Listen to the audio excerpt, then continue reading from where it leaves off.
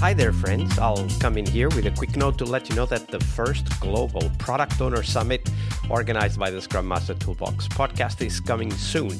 To know more, check out the bit.ly/Product Owner 2023. That's bit.ly/Product Owner 2023. That's all one word, all lowercase. And stick around to the end of the episode to know more. But for now, on to the show. Hello, everybody. Welcome to our Friday, the Product Owner and TGIF episode, this week with Kirill Golubev. Hey, Kirill, welcome back. Hi, Vasco. Thanks for having me. Absolutely. So, Kirill, Fridays we explore the product owner role, which is one of the most critical roles for Scrum. We're organizing a whole summit around the role of the Product Owner Summit, and there's a good reason for that. And obviously, as Scrum Masters, we need to help them out. We need to help product owners become the best version of themselves as product owners so that they can help the team succeed. And for that, on Fridays, we explore first a bad anti-pattern, something we need to look out for and prepare for so that we can help the product owners. And of course, then we explore what does a great product owner look like. So let's start with the anti-pattern, Kirill. Share with us, what is potentially the worst product owner anti-pattern you've witnessed in your career? Okay, well, I'd like to kind of review to your introduction and strongly agree to the idea that product owner is one of the most important roles in Scrum. And well, some may blame me for that, but I would say, asked a question, can you start a Scrum team without product owner? I would say no. Can you start a Scrum team without Scrum Master? I would say yes. Not for a long time, but you can. So product owner, I would say, is a cornerstone role in Scrum, and well, not only Scrum, but in any initiative you would like to start. I don't know, rebuilding the house, building a car, or planning a journey. There will be always a person who will collect requirements and stuff you need to do. So this is a very important role. And in my career, I've met hundreds, well, not hundreds, many product owners. Some of them were good. Some of them were on their way to success. Some of them were just starting. And it is important to mention that many of the product owners come from the project management field. And many of them have this kind of project manager mindset, which I used to have myself in the beginning of my career. But then you can switch to the role of the Scrum Master or to the role of the product owner or like whatever you want. I'd say that the main ability and really important ability for the product owner in order to be successful are pretty similar to the Scrum Master. So you need to be open-minded. You need to be able to learn new stuff really fast. And you need to have good emotional intelligence skills. You need to be able to hear the team. You need to be able to talk to the customer and really understand what they want, what are their worries. Well, the bad example of a product owner in my career would be from the time when I used to work in the software development industry. So indeed touched the situation when we had three product owners. So there was one example of these three product owners just in their starting journey because they were new to this role, and maybe now they're way better than back then. But the biggest anti-pattern for product owner, I'd say, is to treat the team like children. So, what do you mean? What do you mean by that? The reason why I ask is, of course, we all know what it is to treat somebody like a child, right? Mm-hmm. But now we're talking about a very specific context, which is three product owners, one team. What does this mean in your experience in that particular situation? Yeah, well, different teams, different product owners, different approaches. So the most mature product owners were normally capturing the requirements from the customers, prioritizing them, and then being able to trust the team to evaluate the work, deliver it, and be managing. When I talk about product owner treating the team like a children, I refer to well, maybe it's like a mindset issue. Maybe it's the only mindset which was kind of familiar to this product owner. But controlling everything and saying what you have to do on a daily basis. So these are your tasks. I just slice them down for you. You need to complete it and report to me the same evening. This is kind of behavior of a parent.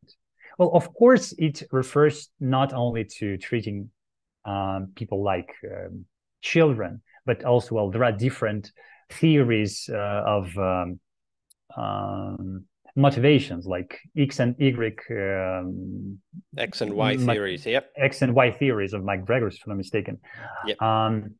Which refers to like X theory says that, well, people are not willing to work unless you make them to do this stuff.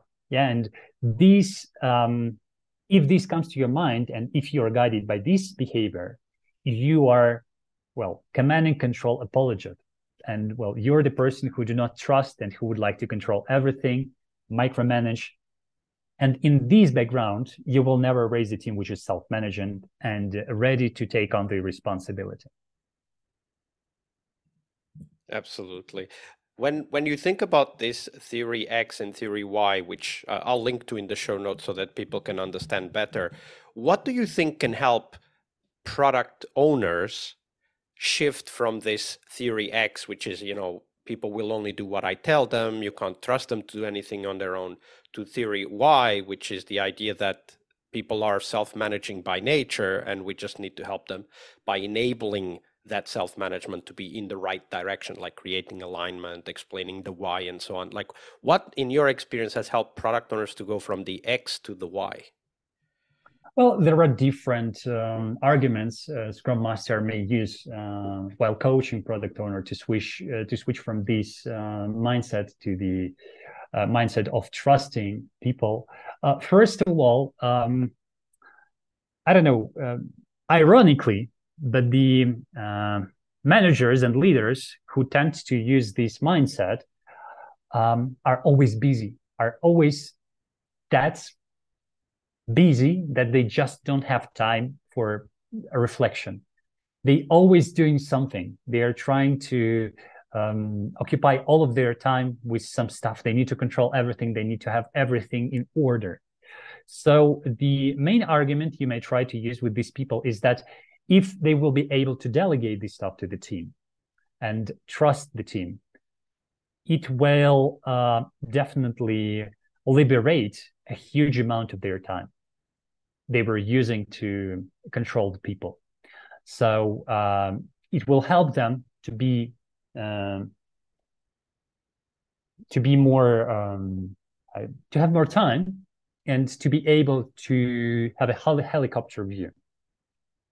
In the other argument, which you may give or you may illustrate, is that just look to history.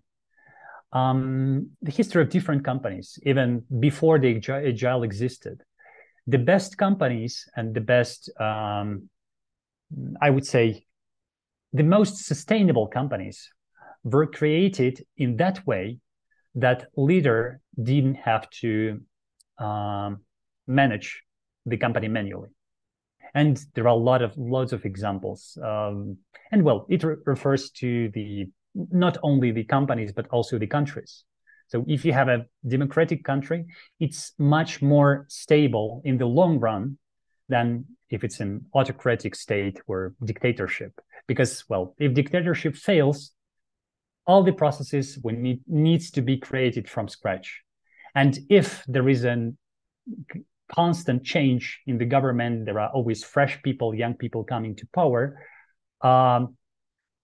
it helps the system in general, well, the company, the state, to be stable and to provide people with the best service. Absolutely. Yeah. Also, not to mention the fact that if the PO really wants to control everything, they can't have any vacation. Yes, that's an important one.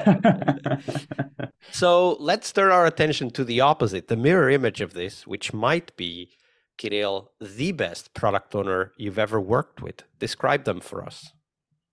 All right. I would again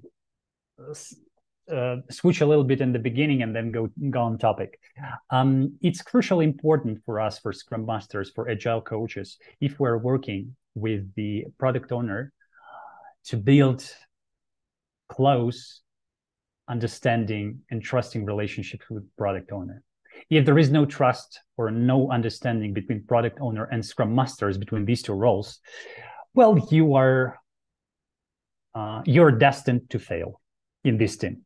Because, well, we may try to see ourselves as like really important people in the Scrum team, but in the end, it's product owner who is the voice of customer and, well, who's mostly like related to the team. So he really takes care about the product, about what's going on in the team, and whether clients and customers would be happy. So a nice tip, and just to start with, when you work with product owners, build trusting and just friendly relationship with this person. If there is no match, and if from the beginning you realize that, well, it's not my person, we are absolutely different, maybe it is a ringing bell that you'd better not join this team. Because if you are not aligned with the product owners, all your initiatives to make a change in the team would be destined to fail. So having a nice and strong friendly relationship with product owners would be the best foundation for your success as a Scrum Master. Which reminds me, by the way, that a great tip for Scrum Masters applying for jobs is that during the interview, ask to meet the product owner before going to the final decision of whether you are a Scrum Master for that team or not. Because, as you said, the chemistry between the product owner and the Scrum Master are important, and in some cases can even destroy the ability for the team to deliver value. Exactly. And well, I would also mention that while you're going through the process of interview, it's mutual decision. It's not only company making decision about whether having you as a Scrum Master or not. It's also you making decision whether you would like to work in this company or not. So in my case, the best product owners I've met in my career, these are the product owners I had this chemistry with. So we were able to start working as a team, and we were able to come to mutual agreements from the beginning. If you have a nice relationship with product owner from the beginning, it would not be a difficult task for you to coach this product owner from being command and control apologist to trusting and ownership person. So if you ensure that you may have a nice relationship and explain the common sense stuff, people are not stupid. They will buy in. So talking about capabilities, talking about maybe skills which are needed from the beginning from the product owner to start working with him or her is being curious, is being mature as a person, and being able to understand people. So being able to understand concerns of the customers on the one hand, and being able to understand the concerns of the team on the other hand. So it's not only the Scrum Master who needs to have emotional intelligence skills in the team, it's also product owner. Yeah. But also this person has to be strong in terms of, well, when it comes to insisting on some hard decision, this product owner, except for being lovely and passionate, it also has to have guts. So it's not about the person who would be really soft and listen to every person's concern and trying to do everything for everyone.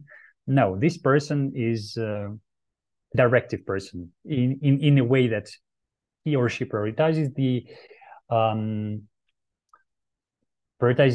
items in the backlog and helps to deliver the most value from the team. So I say it has to be a healthy balance between being a strong person, emotionally strong person, and being a passionate person. So if you have this magical combination, and at a third component, you have a good personal relationship and mutual respect with product owner, this is an application to success. Absolutely. And it's that aspect. Like, for example, if you have a strong product owner, there's a risk that they become dictatorial and they don't listen to the team. But when you work together with them, you can say, hey, your natural inclination to be assertive and to do the work and be certain of your decisions is very useful here. But over there, when it comes to deciding the technical details and making decisions about implementation strategies, that's where the team needs to be assertive and strong, right? And as you said, if you have that good chemistry, you can have this conversation with the product owner. While if you don't have that good chemistry, this might turn into an ugly conflict. Exactly. And there is nothing worse than having a conflict with the product owner.